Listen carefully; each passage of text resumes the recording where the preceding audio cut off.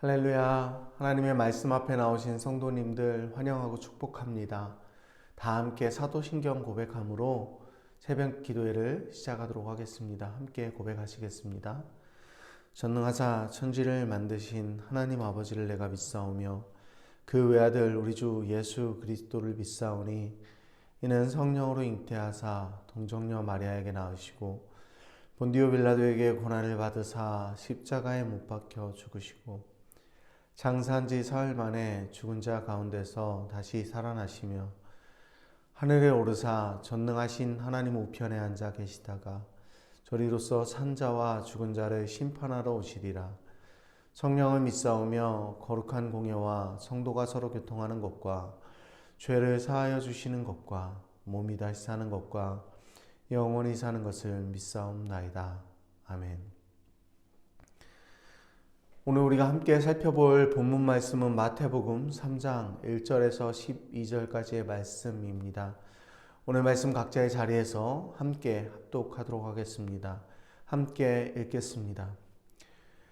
그때 세례 요한이 이르러 유대 광야에서 전파하여 말하되 회개하라 천국이 가까워 왔느니라 하였으니 그는 선지자 이사야를 통하여 말씀하신 자라. 일렀으되 광야에 외치는 자의 소리가 있어 이르되 너희는 주의 길을 준비하라.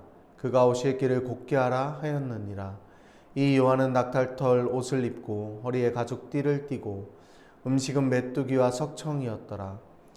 이때 예루살렘과 온 유대와 요단강 사방에서 다 그에게 나아와 자기들의 죄를 자복하고 요단강에서 그에게 세례를 받더니 요한이 많은 바리새인과 사두개인들이 세례 베푸는 대로 오는 것을 보고 이르되 독사의 자식들아 누가 너희를 가르쳐 임박한 진노를 피하라 하더냐. 그러므로 회개에 합당한 열매를 맺고 속으로 아브라함이 우리 조상이라 생각하지 말라. 내가 너희에게 이르노니 하나님이 능히 이 돌들로도 아브라함의 자손이 되게 하시리라.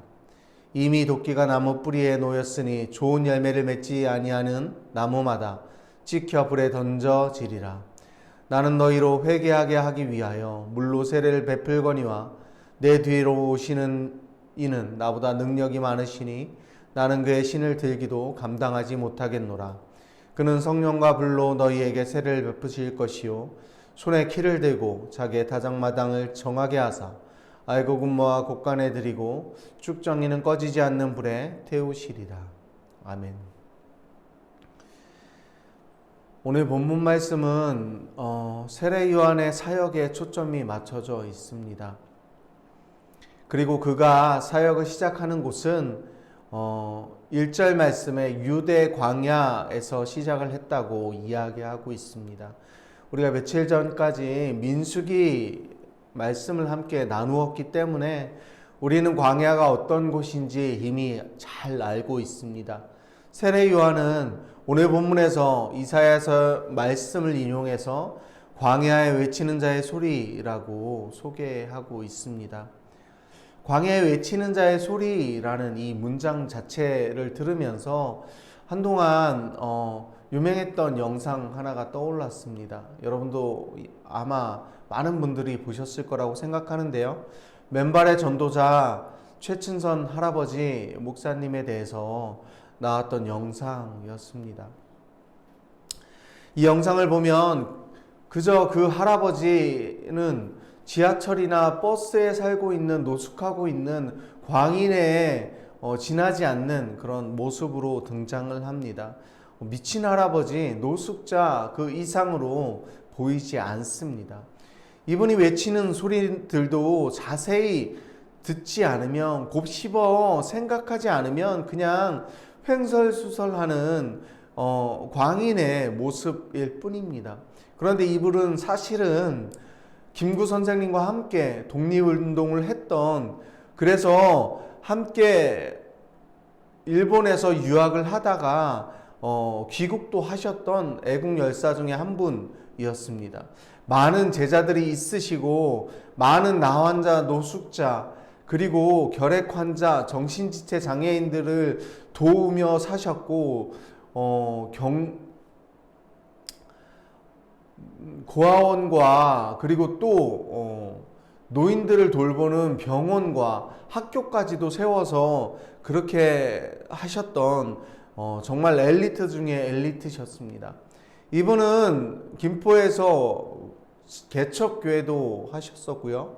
그리고 또 이분은 많은 재산을 가지고 있었는데 부모님이 무역을 하셨기 때문에 정말 어마어마한 부자셔서 김포에서 많은 재산이 있었는데 어려운 사람들에게 모두 나눠주고 속아서 뺏기고 뭐 이러면서 결국은 자발적으로 단칸방에서 아이들과 살면서 고아들과 함께 그렇게 살면서 인생을 사셨던 분입니다.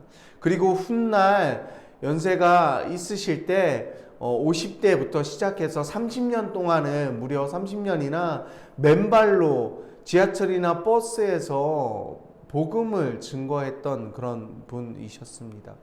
그분이 외쳤던 소리들을 영상에 나왔던 내용들만 짧게 읽어드리겠습니다. 나는 공로 없도다. 예수의 피밖에 없네. 예수의 피밖에 없네. 나 아무것도 아니고 십자가 무한사랑 찬양.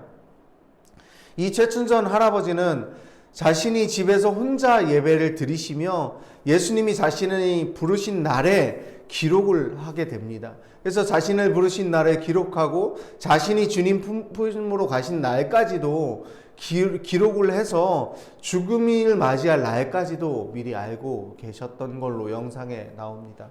그 죽음이 찾아오는 날, 마지막 날까지도 건강이 좋지 않았음에도 불구하고 지하철에 오르시며 복음을 전하기 위해 지하철로 떠나셨던, 그래서 지하철에 타면서 그 할아버지가 마지막으로 남기신 한마디는 충성은 열매 가운데 하나요 라는 이야기였습니다.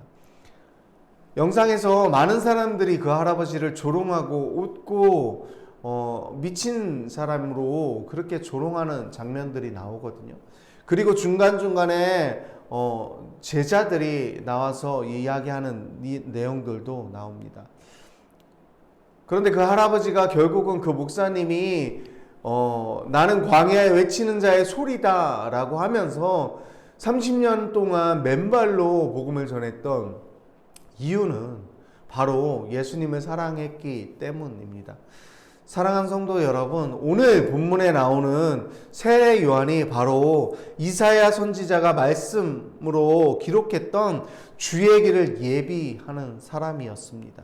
신약시대의 마지막 선지자였습니다. 하나님 말씀을 대언하고 주님이 오실 길을 미리 예비하고 그 길을 안내하는 안내자의 역할을 감당했습니다. 세례 요한은 자신의 사역이 하나님께 기쁨이 되는 사역이라는 사실을 확신했습니다. 그렇기 때문에 광야에서 메뚜기와 석청을 먹으면서 사람들에게 복음을 선포했습니다. 자신의 기쁨이나 유익이나 자신의 생활을 찾지 않고 오로지 주님의 길을 예비하는 일이 그의 가장 큰 관심이었습니다.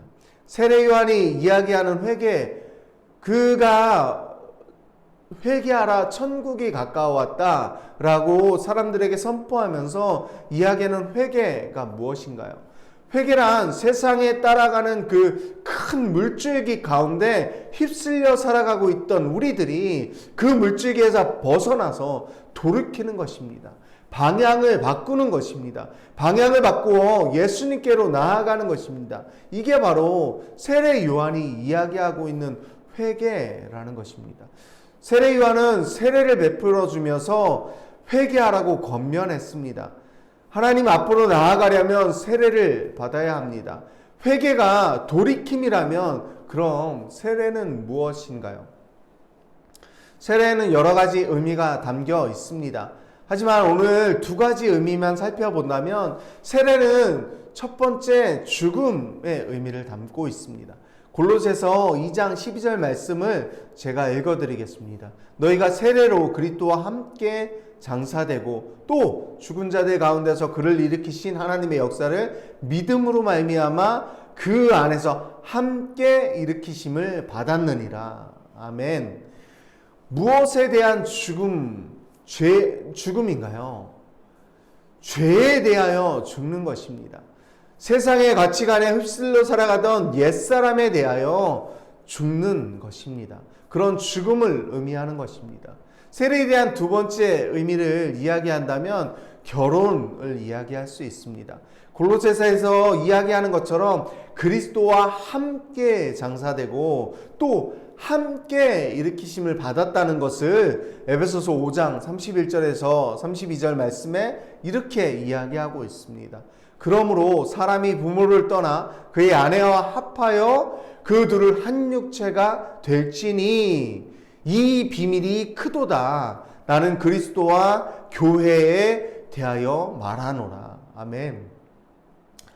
결국 여기서 얘기하고 있는 그 에베소서에서 이야기하고 있는 것은 부모를 떠나 아내와 합하는 것, 그것이 바로 한 육체가 되는 것이 바로 그리스도와 교회의 비밀이다 라고 이야기하고 있는 것입니다.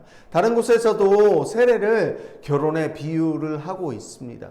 결국은 세례의 크게 두 가지 의미, 바로 죽음이라는 의미와 결혼이라는 의미를 담고 있다는 사실을 기억했으면 좋겠습니다. 말씀을 정리하겠습니다.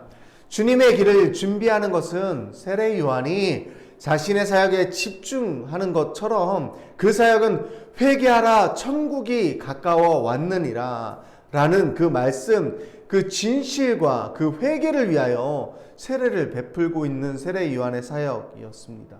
예수님이 우리에게 오셔서 하시는 사역은 알곡을 모아서 곳간에 드리는 일이라고 세례 요한이 이야기하고 있습니다. 그리고 쭉정이는 오늘 표현으로, 본문의 표현으로 한다면 회개하지 않는 자들은, 세례받지 않는 자들은 꺼지지 않는 불에 태우신다고 말씀하고 있습니다. 우리는 예수님의 길로 돌이키는 회개를 하였습니까? 죄를 죄로 알지 못하던 옛사람을 그리스도와 함께 장사하고 다시 그리스도와 함께 태어나셨습니까? 주님과 함께 연합하여 주님과 함께 결혼하여 주님의 것으로 낙인되셨습니까? 주님의 것으로 결정되셨습니까? 함께 기도하겠습니다. 사랑과 은혜가 풍성하신 하나님, 우리가 하나님을 떠나 거짓의 아비와 함께 살아갈 때 우리를 외면하지 않으시고 부르시고 회개하게 인도하시고 옛사람을 장사시켜 주시고 그리스도와 다시 함께 다시 태어날 수 있도록, 그리고 종이 아닌 자녀로 다시 불러주심에 너무나도 감사드립니다. 우리가 아직 죄인 되었을 때에 그리스도 예수의 십자가 보혈로 우리의 모든 죄의 값을 대신 치러주시는 그런 예수님께 감사를 드립니다. 우리는 이제 죄인도 아니고 종도 아니고 아들의 권세를 주셨음에 너무나도 감사드립니다. 최춘선 할아버지가 마지막까지 예수님께 충성을 하였던 그 이유가 예수님께서 주신 그 은혜가 너무 크셔서 감당할 수 없었다라고 고백하셨던 것처럼 우리가 우리에게 주신 그 은혜를 제대로 깨달아 우리도 그런 은혜로 살아가는 하나님의 거룩한 신부가 되기를 간절히 바라고 소망합니다. 우리를 위해 십자가에서 피 흘리시고 부활하신 예수님의 이름으로 기도드립니다. 아멘.